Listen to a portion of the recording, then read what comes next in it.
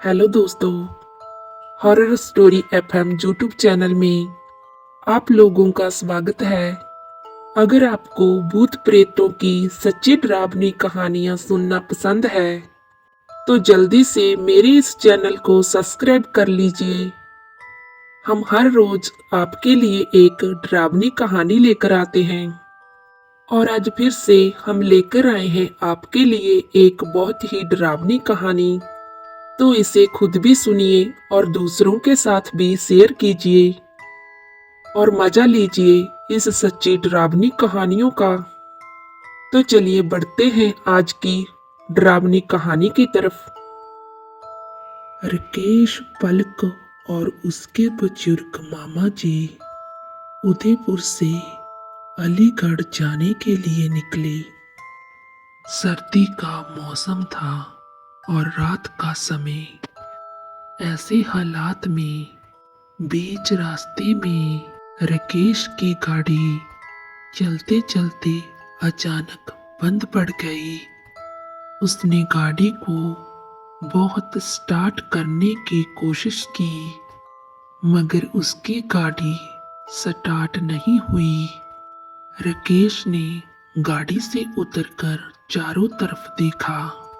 ना तो कोई गाड़ी रास्ते से गुजरती हुई नजर आ रही थी, ना ही इस सुनसान इलाके में किसी भी इंसान का नामो निशान था।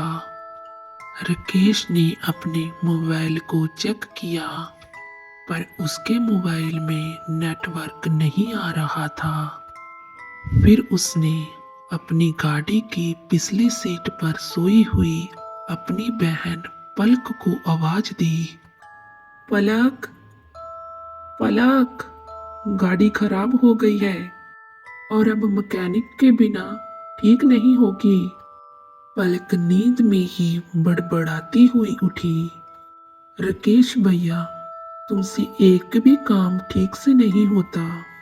मामा जी, मैं कब से बोल रही हूँ, जी खटारा बेचकर कम से कम एक सेकंड हैंड कार ले लो। मामा जी बोले, गाड़ी जब लेना है लेते रहना, लेकिन ये बताओ बेटा, मुझसे घर की सीढ़ियां तो चढ़ी नहीं जाती, मैं अब पैदल कैसे चलूं?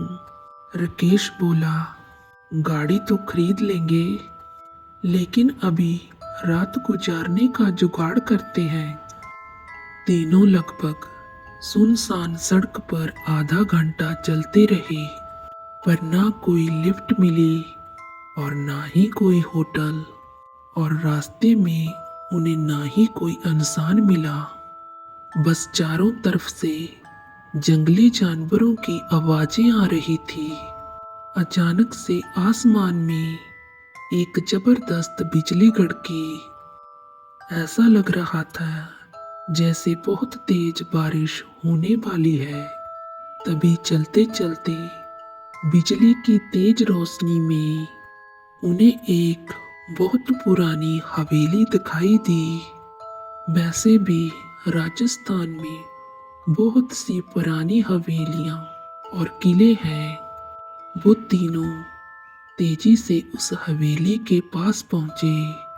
हवेली के गेट पर उन्हें कोई वॉचमैन नजर नहीं आया, इसीलिए वो गेट खोलकर सीधा हवेली के दरवाजे के पास पहुंचे।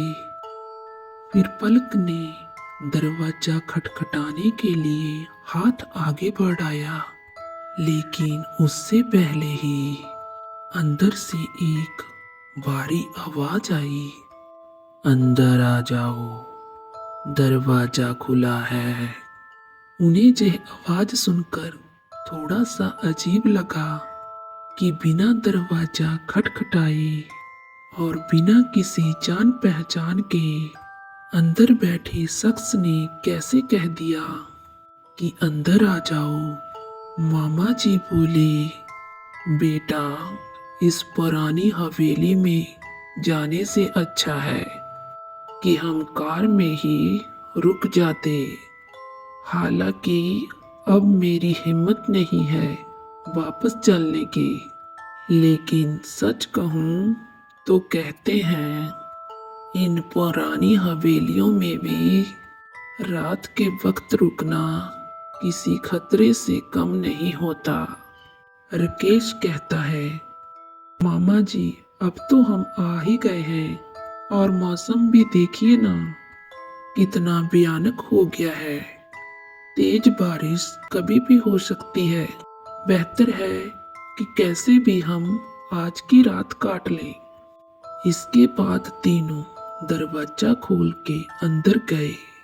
दरवाजे के ठीक सामने झूले पर बैठ के एक आदमी शाही अंदाज में सिगार पी रहा था।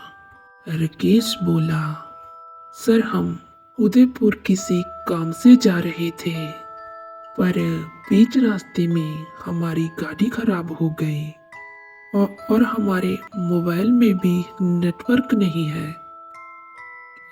क्या हम आपके फोन से एक फोन कर सकते हैं?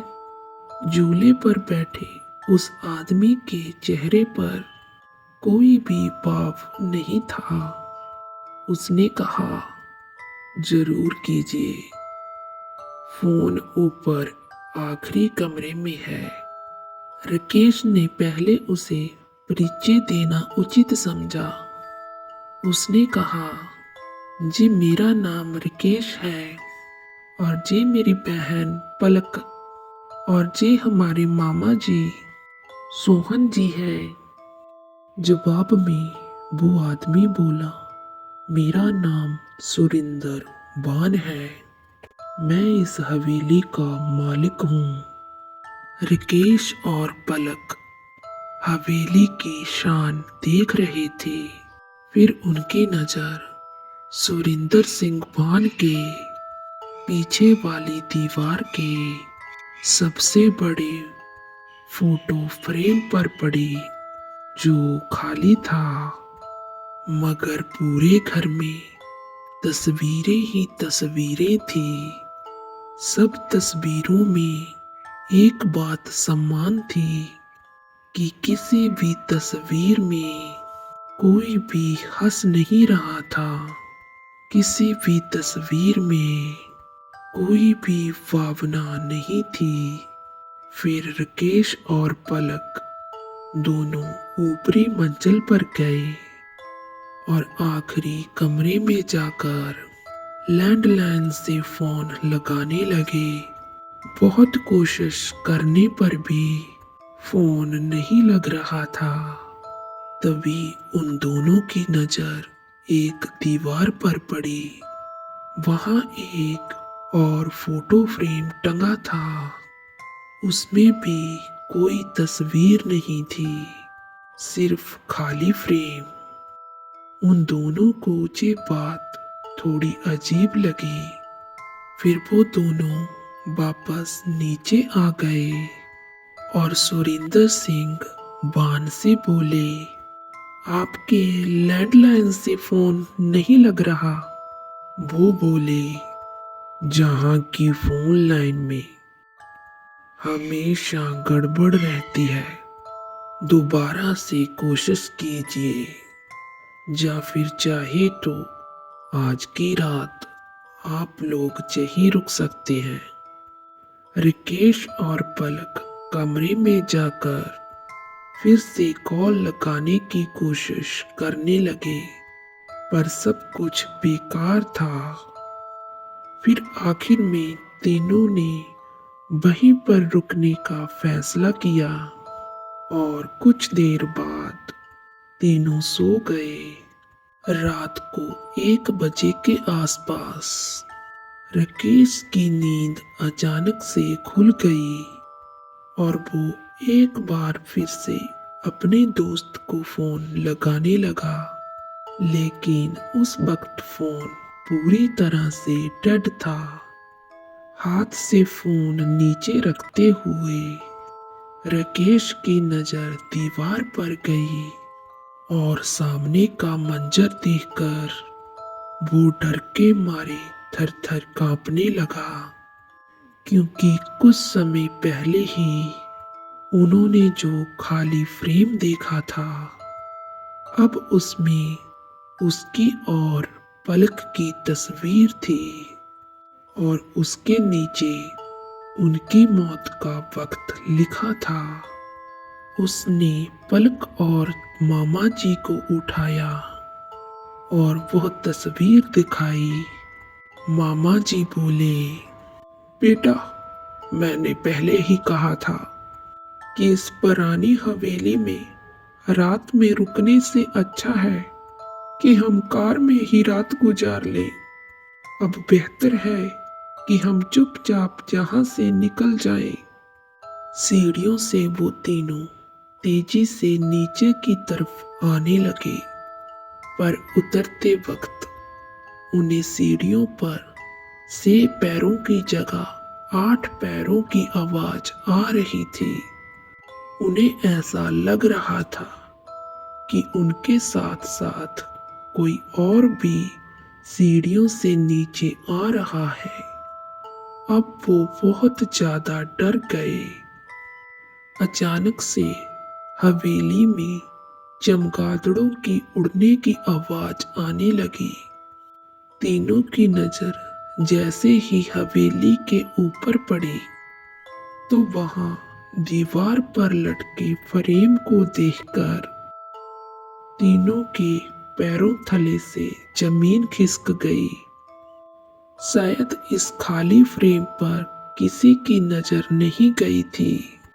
इस फ्रेम में मामा जी की फोटो थी और उनके नीचे उनकी भी मौत का वक्त लिखा हुआ था, जिसमें अब 1 घंटा भी नहीं बचा था। ऐसे में कुछ भी करके उन्हें बस दरवाजा खोल के हवेली से बाहर आना था। पर दरवाजे के पास पहुंचने के बाद जब रकेश ने उसे खोलने की कोशिश की तो उसकी कोशिश नाकाम रही, क्योंकि दरवाजा बाहर से बंद किया हुआ था और अब वो तीनों उस भूतिया हवेली में कैद हो चुके थे।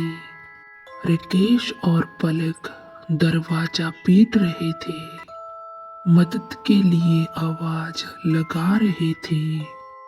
उसी वक्त अचानक से बिजली चली गई और मौत के कहर ने अंधेरे की चादर से सब कुछ ढक लिया। चारों तरफ शमशान जैसा सन्नाटा फैल गया।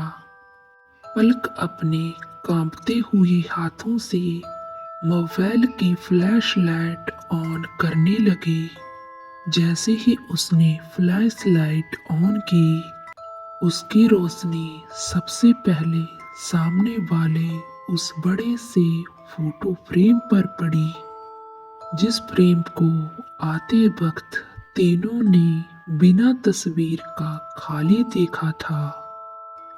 उसी खाली फोटो फ्रेम में झूले पर बैठे सुरेंद्र सिंह बान की तस्वीर शैतानी और कातिलाना हंसी की मुस्कुराहट के साथ नजर आ रही थी।